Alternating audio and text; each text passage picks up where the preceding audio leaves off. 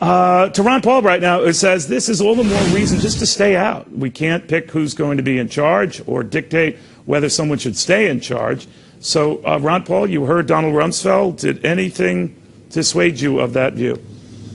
Hardly, and hardly should he be considered an expert on the region. He gave us Iraq and Afghanistan, and he was buddies with Saddam Hussein. You know, he worked with him when Saddam Hussein was actually using poison gases. And look at where Iraq is today. It's a disaster. It's more allied with Iran right now. The Al-Qaeda is in Iraq, and there's death totals coming up every single day. We hear about the death. So hardly would he be able to give us advice on what to do in Afghanistan. Now, having said that, I will say this: that there is some debate as to whether he individually encouraged Saddam Hussein to use gases on his people. But leaving that aside, I do want to stress this, sir, if I can. Is it your sense then that his other argument that Russia or China could take advantage of this and seize on this vacuum if we do not?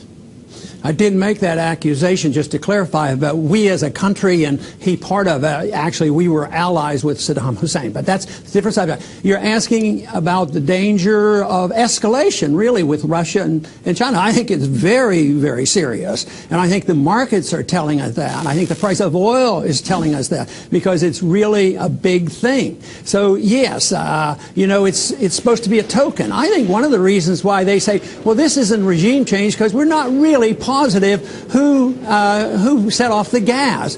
I mean, the group that's most likely to benefit from that is Al-Qaeda. They you know, ignite some gas, some people die, and blame it on Assad. Assad, I don't think, is an idiot. I don't think he would do this on purpose in order for the whole world to come down on him. So you question, so you question whether Assad even used the gas and that he's just being set up. I mean, look how many lies were told to us about Saddam Hussein prior to that build-up. War propaganda. It's endless. It happens all the time. Well, we do, certainly, but to be fair, Congress, we knew it certainly in the past Saddam Hussein had used weapons against his own people. But your argument is a good one. So I guess what I want to advance here is this, that if a dictator using chemical weapons on his own people isn't a litmus test for us to help those people, for Ron Paul, what is? Well, I think getting to the truth of it, and that's what we're not getting to, because when Saddam Hussein used the gases, some of the products were bought from us, and he was still our ally. So you can't ignore that. No, I don't. I think it's a false flag. I think really, indeed. And nobody knows if indeed he was slaughtering people by the thousands, you know, with poison gas. You know, that's a different story, but that isn't the case. Matter of fact, 100,000 deaths are the case. And it's not, you know, the implication is that Assad committed 100,000 killings. There are a lot of factions out there. Why don't we ask, you know, about the Al-Qaeda? Why are we on the side of the Al-Qaeda right now? So I think they want the weapons. The rebels want the weapons. There's a bunch of people in there. Al-Qaeda is part of it. And this is the test for us to drop a couple bombs and then send in weapons. So we're being sucked in. You argue we're being sucked in. It's dangerous. Big time, and it's big risk.